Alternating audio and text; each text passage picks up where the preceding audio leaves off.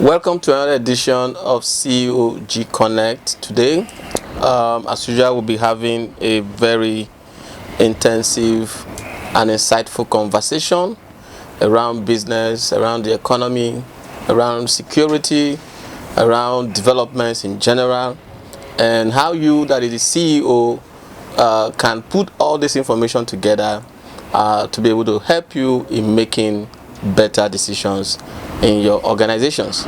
And there is no better person than to share his wealth of knowledge and expertise in managing businesses, in growing entrepreneurs, in mentoring businesses, in engaging with stakeholders, whether on the private sector or in the public sector. And we have in the house the one and only GMD, Group Managing Director, G Consulting International Services, Godfrey Ajayi Sunday. Welcome, sir. Thank you very much, Mr. Osai Lube. Yes, you have always been dependable. You have always been very resourceful in looking at this project called Nigeria. Nigeria today is always throwing up news that need analysis. You need to X-ray, and for you to be able to look deeply into. Nigeria is a very interesting country to live in. Yeah. And yeah, despite the fact that people are trying to jackpot now, but again, we're going to ask them to jackpot back. You jackpot out, you jackpot back. But you remember in those days of Andrew checking out. So now people are trying to jackpot out now. So I think we should look at that. Yes. Every time you see an average Nigerian now, you ask him, why are you not jackpotting out? Yesterday I was in the bank, Sterling Bank to be precise, and I know that quite a number of their staff have jackpot already. This is our friend you introduced to me. Yes, Emmanuel. Yeah, Emmanuel is in Canada right now. So I had the opportunity of going there yesterday, and I spoke to the account officer that handed me over. He said to me, look, age is not on my side. If not, he will have jackpot. So the question now is, jackpot for young people? Yes. Is it for young people? Yes, I think because if you look at the recent advisory from the Federal Ministry of Foreign Affairs, that the new visa regime for UAE, United Arab Emirates, is that once you are below 40, you're not allowed to get visa. True, because we had opportunity to process visa for some people, and the moment you're above 40, you're a suspect. Yes. So, I mean, that's for UAE now.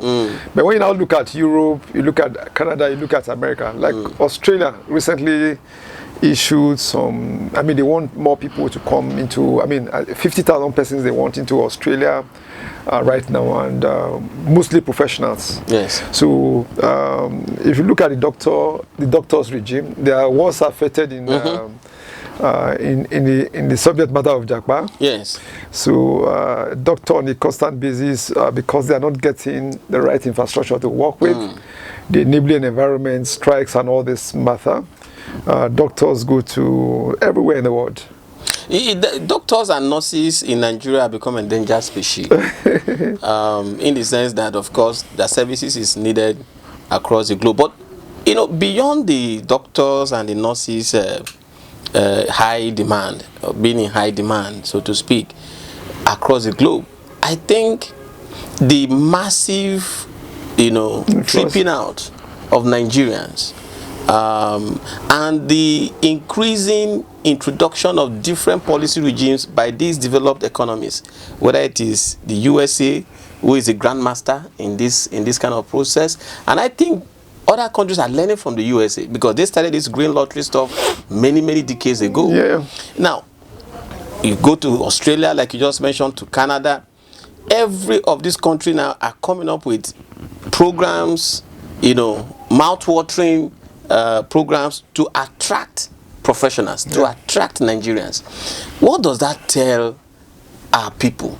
That there is a talent war that is going on. Now, before now, we're seeing it more in the private sector, where companies, big companies, big corporations, all the Googles and all the big technology firms, have what they call accelerators. They have what they call hubs, where they bring in people together in the guise of giving them more access to market, giving them more access to training and all that, but tapping into their knowledge, tapping into what they can create for their business. It all rests on, first of all, the principle of diversity. Yes. It is said that, you mentioned Google, for example, to say, look, the more diverse the workforce, the higher the productivity. Yes. So if you have people from, we talk about ethnicity here, where race, at the international platform. At those international platforms, they are looking at, okay, if we have an African, we have a Chinese, we have a Japanese, we have an American working together in the same organization, they are likely going to bring their different perspective into bear in those kind of organizations. So that was the first way the Americans look at it, looking at diversity, bringing in youths, bringing in women, bringing in people of color, people of races. So that helps in productivity. That has been established. So that was what American capitalized on at that point in time. And of course, the environment also for the average Nigerian person who is said to be very resourceful, but it doesn't have that enabling environment for him to be able to excel, for him to be able to bring himself to bear. As people at Jarkpaing, let me bring into that notice, like, you acquire knowledge, you acquire that, but you may never be rich, so to say, as like in the order of Dangote, Bill Gates. Because again, in a place like this, people say that, look, you can easily make money in a third world country, in a developing country, than in a better developed economy. But what you see in that kind of climate is that you see a situation where you have the enabling environment, the environment is suitable, there is the rule of law, and everything comes to play. Okay, so the young people are now saying, look, we rather want to move into that environment to go and see how our potentials can be better harnessed in those kind of. So there are so many dimensions to this Jarkpaing thing. Yes. So whatever you say, a lot of young people say they don't want to argue with government again. They rather just want to leave the government. But the question is, who is now going to fix the country? And that, for me, it is Nigerians that will fix Nigeria. But, it has to begin with understanding that people are the most resource, the most important resource in any environment, in any country. And I want to speak to our leaders, because from all that we have seen and all that we are seeing up to this point, tells us that our leaders don't understand the importance of ourselves, of our people. You talked about diversity. Which country is as diverse as Nigeria? But instead of harnessing our diversity for prosperity, we are utilizing our diversity for divisive tendencies. So how do we fix that? Yeah, which is something that is not so good. I mean, this morning I was looking at some analysis where they say, look, in those days you still have Indians, Ghanaians, Pakistani used to come to Nigeria. Okay, but now you don't see them much. So when that happens, it means that something is potentially wrong in that nation. Okay, so we must be able to see how, as a nation, we can balance people coming in and people going out. I mean, there's no problem in people going out, especially in the fact that, look, you can get remittances from that. Yes. I mean, one of our aspirants now is now trying to raise money. It's globetrotting. Trying to raise money. No, I mean, I'm talking about one of the aspirants trying it's people around the world. So this money, I read an analysis that, look, one of the parties did analysis to realize that the social media that you talk about, they are mostly foreigners. They are mostly Nigerians living abroad, outside this country, and they are not the people to vote. So if you are drumming up a lot of support for yourself through social media, you must come back home to realize that, look, You need to talk to people who on the ground. who actually vote at the end of the day. So, Jarkpaing, we should be able to balance it. Most importantly, if infrastructures are right, Nigerians have that potential, especially the ICT world now. The fintech, Nigerians are doing very well. If you go to Kenya now, Nigerians are driving the fintech in that. In those days, it used to be the Indians. The Indians will go to Silicon Island to go and get ICT knowledge. Then they will now come back to India, and some of them go to East Africa, and that's why you see the software world is driven in Africa. Is driven from East Africa, by and large. That so, as they are trying to Jarkpa, old people can Jarkpa, professionals can Jarkpa. But most importantly, let us try to see how we can fix this nation. For you to be the decision for you to leave the country will be to the fact that okay, you are looking for greener pasture, or you want to go and earn additional income to bring back to us as a nation. Yeah, you know, if you also look at it critically, I think the government also, I want to take it from two perspectives. The first is that why we will encourage private businesses, you know, small businesses like you that is, you know, watching this program, to take advantage of diversity. Don't allow the bug, the negative ethnic bug or tribalistic bug to catch up with you, whereby you are more interested in working with people within your space, or people with, you know, from where you are from. Try to expand your horizon to work with, whether it's a Muslim, a Christian, a Hindu, but if they have the quality and the criteria that you're looking at for, let that be the driving force. Then the other perspective is, you know, if you see other countries, you know, designing programs to attract people out of your country, you should be able to have a responding policy to be able to retain. Now, if you're not also trying to, because looking back, you can say, okay, for instance, Nigeria have a population of over 200 million, with about 70% of that population within the workforce. Okay? Yeah. Within the workforce. So if you now look at it, because we have a very young population, okay, we have a good number of population, so that means that we can actually create a policy that suggests that sending people abroad to work is part of our export mechanism. It's part of our product that we are sending to the world. And so you should be able to now have a policy that will encourage people, motivate people, make it easier.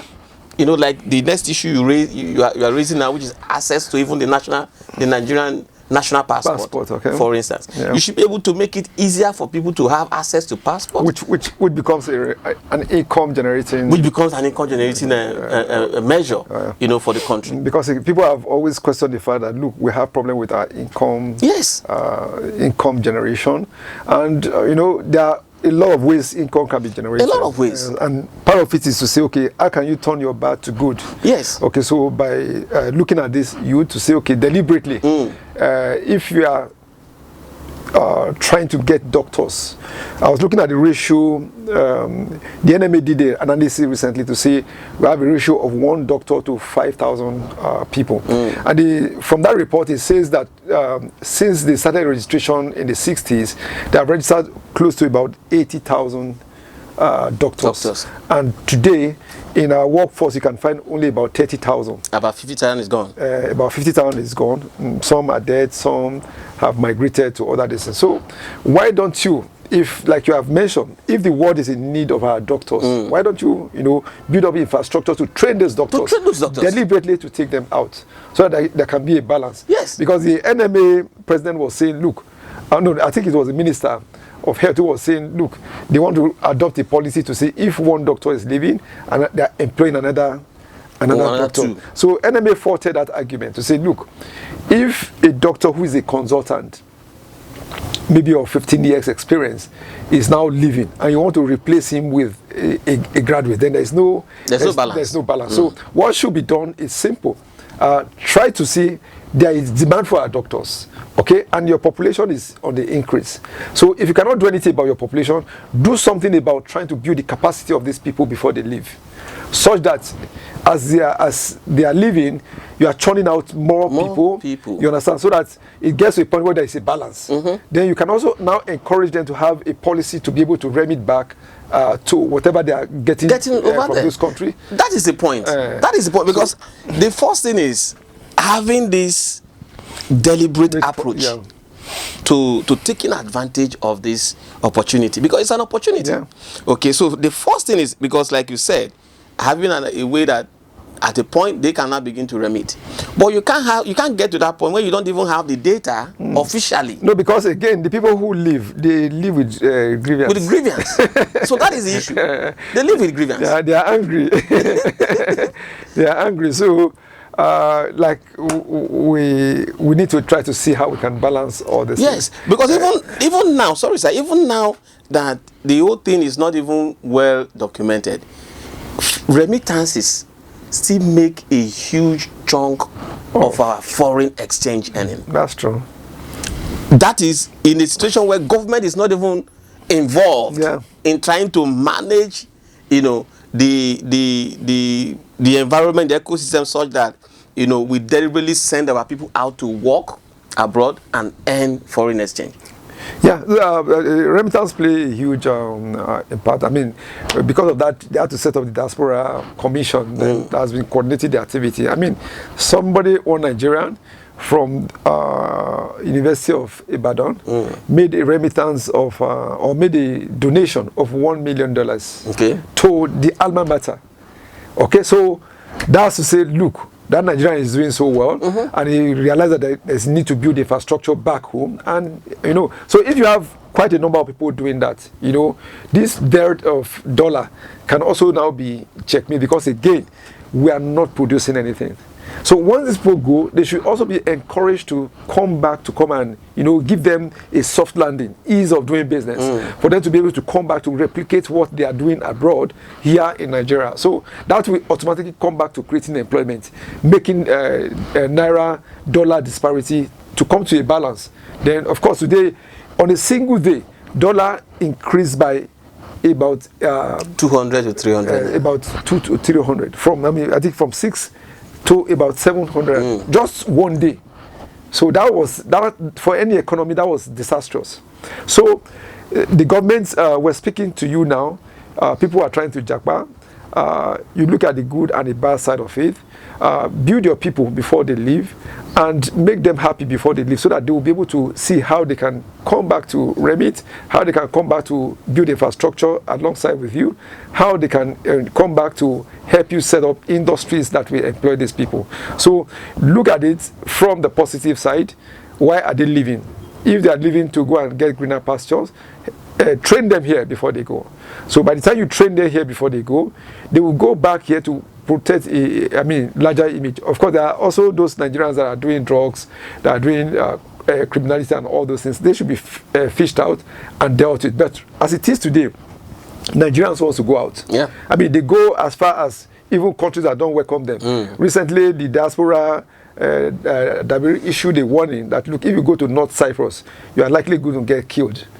Okay, so you also need to watch out to where you go to going forward.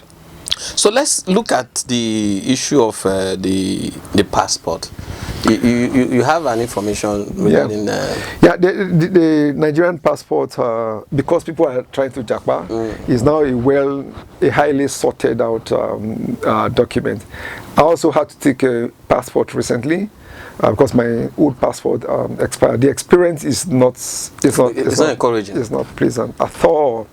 I mean, there is no way before you get a Nigerian passport today that you won't have to part with something. I mean, I followed a documentary, I followed a report that, you know, they look at it from all aspects. At the moment you land at the immigration office in Abuja and you register online, you have committed offense number 1. Okay, So they looked at 5 different scenarios of people who went online genuinely, because the immigration themselves set up that portal to say, okay, put in all your data, then come for physical capture. So the moment you enter immigration office today, and this can be verified, I'm speaking to you today, September 2022. Once you enter, you will meet different people at different corners. The first question they ask you, what have you come for? The moment you mention you are here for passport, don't make the mistake to tell them that you are registered online. The moment you mention that, then you are a suspect. Then they will tell you that the possibility of you getting this passport is very, very slim. Then they will tell you, is it 32 pages, 5 years, 32 pages, 10 years, or is it 64 pages, 10 years that you require? Okay, so they will tell you clearly, there's not, without mincing words, that look, officially, this is the price. But for you to get it early, this is how much you're going to pay. And God help you, you want to argue with them, then you may end up not taking your passport for a very long time. There is the option again here in Abuja where, okay, you now say, look, you want to go to Gwagwalada because they have an immigration office there. The moment you get to Gwagwalada, you're going to meet a certain immigration officials. What they will tell you is that, look, do you want to go to Niger State? Okay, there is a vehicle park on the ground there. If you go to Niger State, you are likely going to get your passport in 24, max 48 hours. The same passport that you would, I mean, for you to do for you to get, if you go to the national office now, for you to get a capture date, the list that they will tell you is probably around November. Okay, I mean, you can just call anybody in immigration and say, look, you want to get your passport. They will tell you, have you been scheduled? So, and then I tell you, it will take you up to November, and it's not a lie, because when I did my own, they gave me a 1 month notice. But yes, I went there, did the capture, and it took another 4 weeks for my passport to come out, because the issue of the national identity card number is also there, because now they're trying to tie them together. So right now, getting a passport, if you need to travel in the next 3 months, you have to start today. Okay, so but if you are ready to pass with as much as 100,000 and above, then they will tell you to go to Niger State Mina or go to Lafia in Nasarawa State, and with that you'll be able to get it in 48 hours, the same passport. And again, if you go to national office, they will tell you issuers like those places. If you go, are you sure they have the booklets? Do you have the booklet? They will ask you those questions likely. Do you have the booklets? Are you sure they have the booklet? So deliberately, they are also starving states of the booklets. And you see, just like Dubai is issuing new orders now to new criteria for visa now. If you go to Lagos, they are also now issuing criteria for you to get a Nigerian passport. This is, don't forget, this is an income generating product for service for on the Owo. So looking at, I mean, there's this recent case in Owo recently where one of the hospitals, the staff had to go on strike because there was shortage of manpower, and now that hospital is closed down because of that. A lot of those doctors have Jarkpaing out of the country. So looking back, going back to the passport issue, governments again need to realize that, look, people need to get passports at when they need to get it, and of course they can get income. But again, let me also tell them that they are losing income. Yes. They are losing income as a result of the activity of their officials that they know so much about. Okay, these days, I mean, nobody should collect. I mean, we're in the era of digital economy, so nobody should collect cash for any form of transaction again. So there should be a law like that to say, look, for every federal government collection, there should not be cash transactions. Okay, so if the remitter or whatever platform they're using, if it's down, let them put it right, and that should be alternative. Before you know, government will be making a lot of income through taxes, through fees, through passports, people applying for passports and all this. Before you know, government will be at the end of the day. So let them convert all these negative things to positives. So at the end of the day, and like you said, when this government was coming in, they actually made a lot of promises, and one of those promises was that they were going to plug all the loopholes you know. So it boils back to the question you asked now. Is it that government is not listening? Yes. So it's even beyond listening now to say, reacting. Okay, government needs to be very, very proactive now to be able to responsive, be able to block all these things. Okay.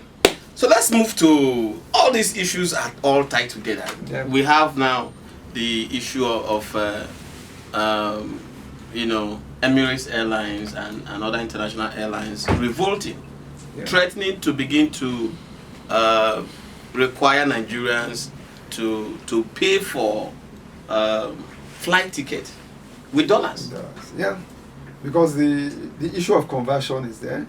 The issue of remittance is another major issue. I mean, recently I had to pay for a flight, and in a space of 24 hours, the flight moved from about 500,000 for a flight that used to be like 180, 250 to about 1.1 million naira.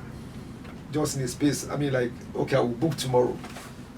Okay, so technically, the international airlines are already charging in dollar because on a daily basis. Otherwise, they will lose income.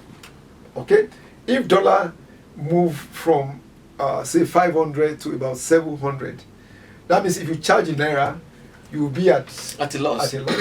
I mean, a friend had to tell me a few days ago that, look, don't bring me dollar again, bring me naira for a naira denominated transaction, because by the time he converted, he got money converted to dollar at 710.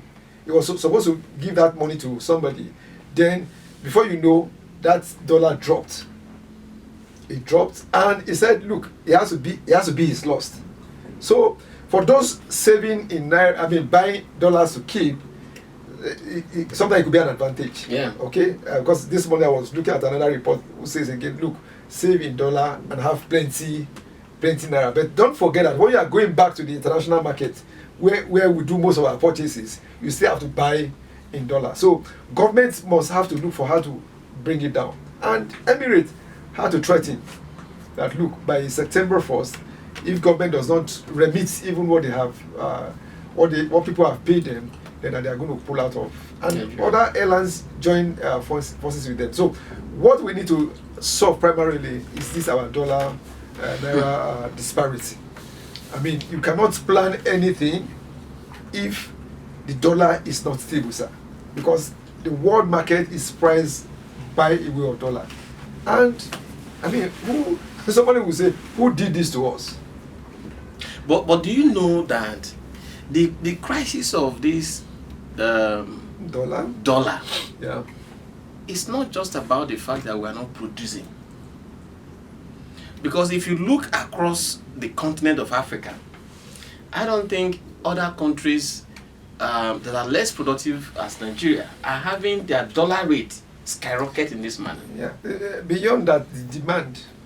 That is the issue I want to raise. Yeah, the demand.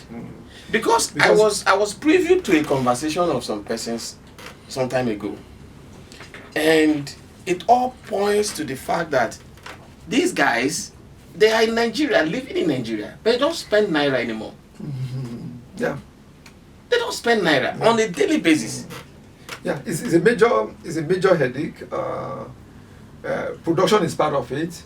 Then you realize that at that time the dollar went up to as much as 710, was the time they were doing the primaries. Yes. So at that time, the demand for, because again, the bulkiness is what is responsible for people wanting now to spend dollars. Okay, if you take, if you want to spend probably like 10 million, if you convert it to dollar, it's very, very handy.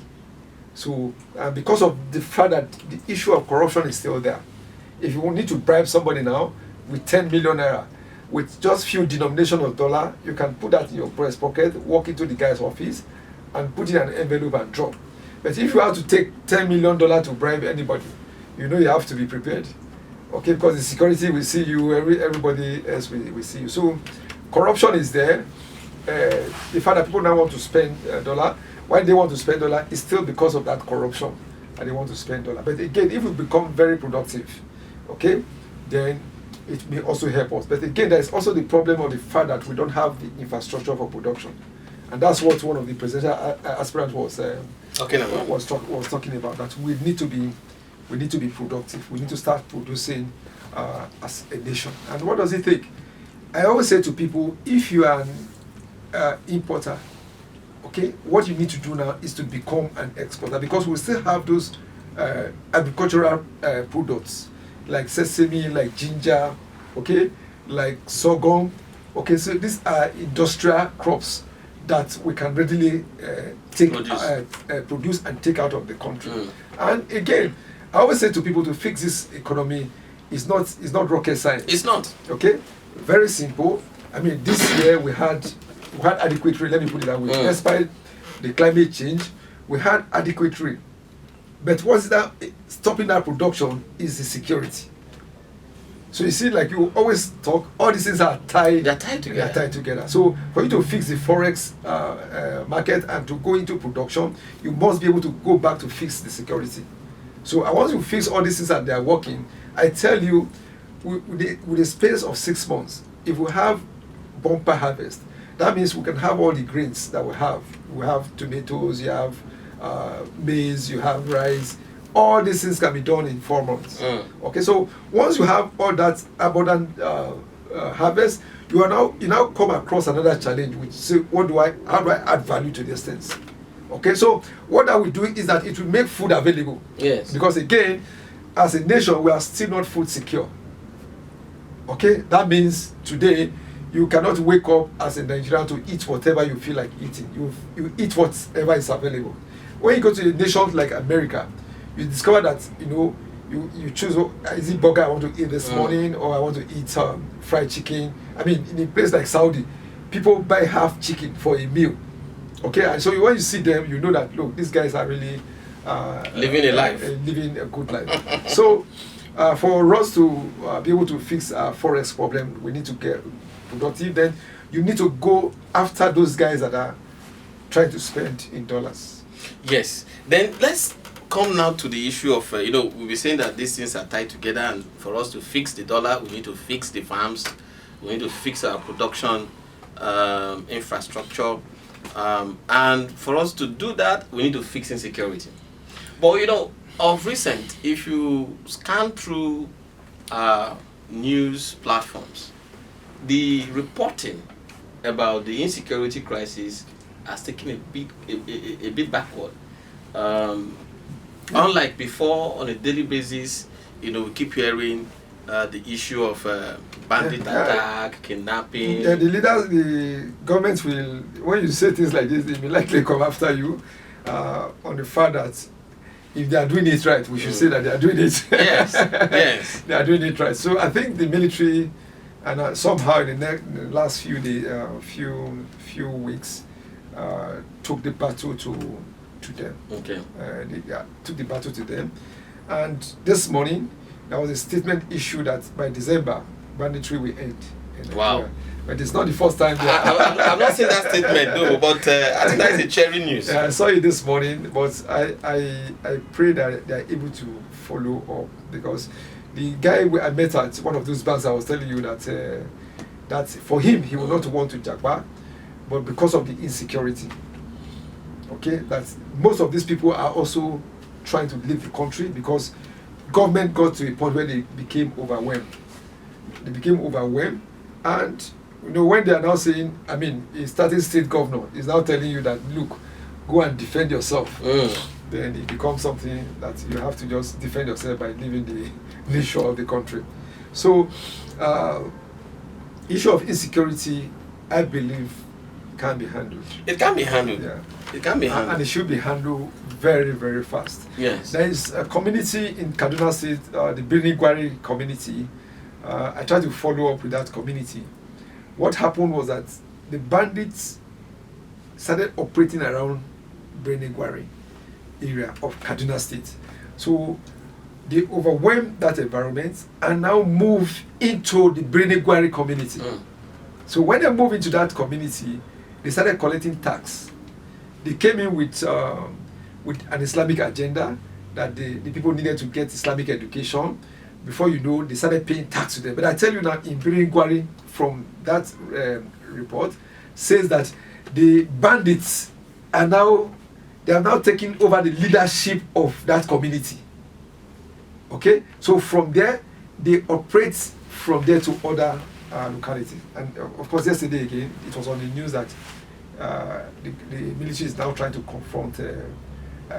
So why would you allow the bandit to establish to the point where the house the flag and begin to collect tax to the point where they dictate to I mean, the last government, that was they were accused of that. Quite a number of local governments were in the hands of the terrorists. But it's not so different right now.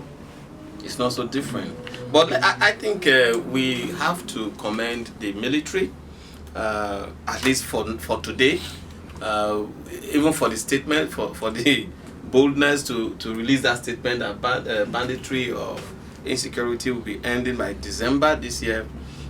We want to commend you. We want to solicit for your untiring and unwavering commitment to continue to push these guys out of our landmass. We believe you have the capabilities. Like the president will say, he has given you everything that you requested for. And so they talk about the Tucano jets that I mean, the Tucano jets could only be used in the northeasters at that time, because that was what they were procured for. But I think they've been able to also now break that jinx to say, look, they can use it in any part of the country. So that is also helping them. But again, talking to the military, you need technology. Yeah, you can't take that away. You need intelligence, you need technology. You need human intelligence. And the people that have that technology are the young people that are living the country. And they are the ones living the country. Yeah. So you need to look for a way to handhold them and get them to give you the technology that you want. And speaking about them needing technology, I want to say that it's not just about the existing technology. The military, the Nigerian military, should be able to have a process whereby they have a team that are even looking into what is called frontier technologies, because there are technologies coming out in the future, driven by artificial intelligence. Technologies that can recognize people even in a very clouded environment, technologies that can provide you with night vision equipment, technology. These are all possibilities that if you have a process of putting Nigerians, very talented Nigerians, innovative Nigerians together to work with you. And that also brings the issue of cyber threat, because the war of the future now is not just going to be about guns and bombs. Yeah. It's going to be technologically driven in a very, very high density. And so military, I don't know how equipped they are, but I think they need to do more and to also show us that they are doing more so that we can be much more confident. Let's look at the issue of crowdfunding for campaign. The issue about foreign donation, in our election, because we have seen some reports about one of the presidential candidates trying to solicit for funding from abroad, so to speak. And we also have another party candidate responding, saying that that candidate should be disqualified because he's breaching the established rules. Yeah. I don't know, where does this take us? Yeah, there are so many ways to win elections. One is to look at the weak points of your candidate, the mistakes of your candidate, and ask for disqualification around that. So every candidate at this point in time should be very, very careful. And I would advise every candidate to have a legal team to start looking at the things that you do and the things that you don't do, and the impact it's going to have on the final election. So let it not be that, look, the popular candidate that everybody is clamoring for now win, and just by a little slip, legally, is now found wanted. Okay, so the Constitution look at raising funds in two ways. One, it looks at it as an individual, and two, it looks at it as a party. Okay, as a party, there are a lot of restrictions. One, that you cannot raise funds from outside the shore of the nation. Okay, so looking at it technically now, and I mean, some of us can talk to us going forward to be able to see how we can come to be able to help them. As an aspirant, you can raise funds even from outside. How is that done? By way of remittance. Okay, so those guys can bring the money and put in their own local accounts. So from there they can fund you. So they need to be very, very careful in that way. The Constitution does not speak so much about individual candidates raising funds, but the day the political party raises funds from internationally, then they have to face the INEC sanctions.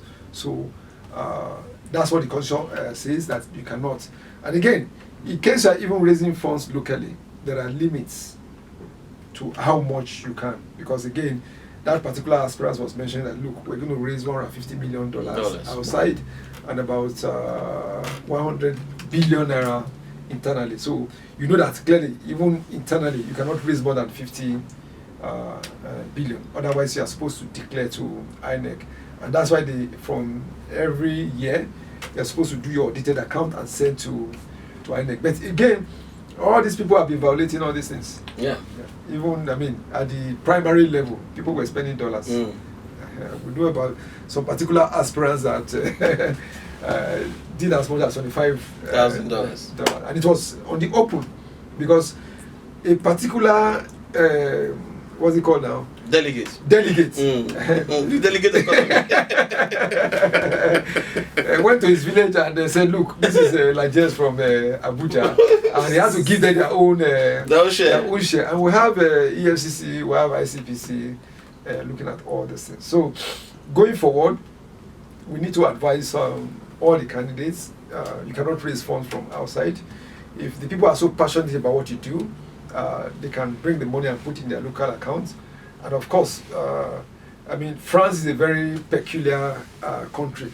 They will tell you how much medial exposure that you can have. They count it for you. Okay, you cannot have more than so number of exposure by way of airtime. But Nigeria today, by the time campaign starts now on the 25th of this thing, September, man, the media will smile to the back. It's interesting. So they cannot raise money any dime.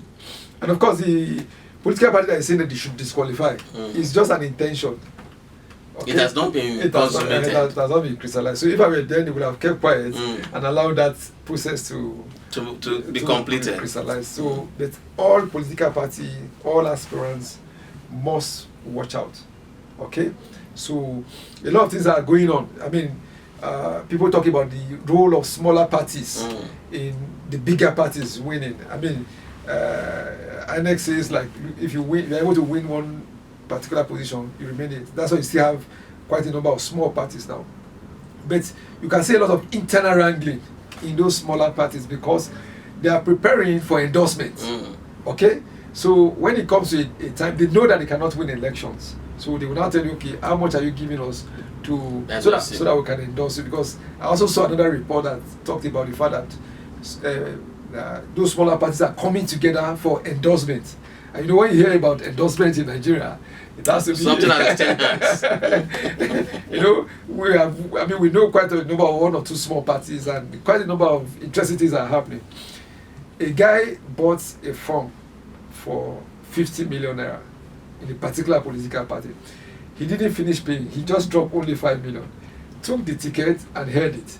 I started looking for highest bidder. So he was shopping for the highest bidder, but unfortunately for him, his political party got the highest bidder before him. So they had to suspend him.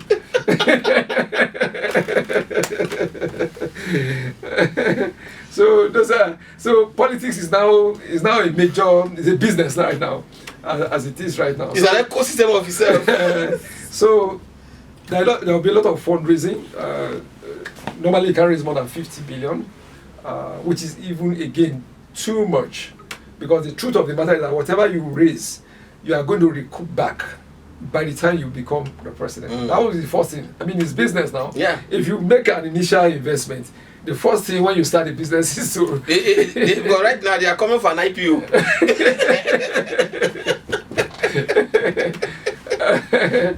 So, raising money, crowdfunding, they should rather do crowdfunding for projects. Okay? To say, okay, want to do or Bini road, we can do crowdfunding to be able to raise that. And again, we advise government, whoever is going to turn your ministries to projects. Okay, for example, I always like arguing that FEMA is not supposed to be an agency. FEMA is supposed to be a project, maybe a 10 years project to construct all the roads. So you can raise that money from World Bank, okay, to say, look, in the next 8 years or in the next 10 years, I want to fix all the federal highways. Because again, you have this scenario where you fix a portion today, by tomorrow that portion is there. So you must have a holistic approach to say, look, 10 years, we want to fix all the federal highway. And it is possible. From even internally, through crowdfunding, you can raise that money and be able to pay back at the end of the day. So crowdfunding is good, but you cannot do crowdfunding now. I mean, Obama used the $1 scenario in America to say, look, I just donate $1 to my campaign and I will serve you better at the end of the day. So the candidates can, I don't want to start mentioning them in this forum, the popular candidates can use local crowdfunding, okay, by getting the people to be buying into the ticket. Yeah. So, and there's another way I try to look at funding again. This time around, it doesn't have to do with cash. To say, look, print out something for me. Maybe a banner, you give them a dimension of banner. So in your community, if you believe in me, print out this number of banner and begin to circulate them. Okay? Print out publicity materials. Don't give me, if you know you believe in me, do this for me. Because at the end of the day, what is the money supposed to be used for? It's supposed to be used for campaign. Probably they need to fly private jets to locations and all this. So people can donate private jets. But again, this time around, just like Kenya yesterday, the Supreme Court took a major decision, which was another landmark decision, and which I'm hoping that we're going to get to. Like we predicted in one of our sessions, likely there may be a tie. Okay, the four parties have now become three that are drumming. You know, at this forum we mentioned the fact that look, what's his name, Kwakwanso ought to tie with Peter Obi. Yes. And you can see now that Kwakwanso is trying to fizzle out. Okay? It's just angling somewhere. So the pride, I'm senior, I'm junior, you know, that does not have to... Doesn't hold water. It doesn't have to hold water. Now, maybe we have to start mentioning him now. Peter Obi is now the third force that we're talking about now. And Peter Obi is going to come in between these two major political parties, APC and PDP. He's going to come in between them. Then, if God help him, he's going to have a tie. Then maybe the court will have to, we have to do a rerun. Then, if there are issues, then the Supreme Court has to come. And in Kenya, what happened was that in 14 days, they decided. So, after the election, within 7 days, you file your case. You must file your case. And within 14 days, the Supreme Court must be. So it's going to be very interesting this time around. So political parties, you need to be careful with how you raise your funds, with how you. A lot of people have already started campaigning, even when campaign hasn't been flagged off. So a lot of infractions that are already going on. So I'm not a lawyer, but I think you should have a legal thing to guide. Yeah, moving forward, we'll look into that, to bring in a lawyer here to look at some of these loopholes in the Electoral Act and the activities of the campaign organizations of each of these major political parties. But as we wrap up this session, the GMD just pointed out the importance of you and I being a part of the process. You cannot hold people accountable if you are not committing to their campaign, if you are not committing to their candidacy. So identify a particular candidate of your choice and be ready to contribute, even if it's 1 naira. Just like Obama did. Yeah. Obama did the $1. Yeah. So identify a candidate you can give 1 naira, or like the GMD just suggested. Or you can do an equivalent. Yes, or you can do an equivalent in naira. You know, that is 710 naira. Yeah. You know, or like you suggested, print a poster of your or the candidate of your choice and distribute, and you know, share a selfie with it. Maybe the candidate will see you and also take interest in what you have done. Yeah. That will. Yeah, and for the CEOs, I want to, it's a CEO forum. Yes. I want to advise the CEO, don't stay aloof. Mobilize your staff for the candidate that you believe in. Yes. Okay, if you're lucky that candidate comes to power, he will roll out policy that will favor your organization at the end of the day. Because if you stay aloof, the wrong people will hijack power and you will suffer for it at the end of the day. And I tell CEO, if you do business in a corrupt-free society, it's better for you. Otherwise, you as a CEO, every purchase that you make, you are losing something because the wrong candidate is taking power.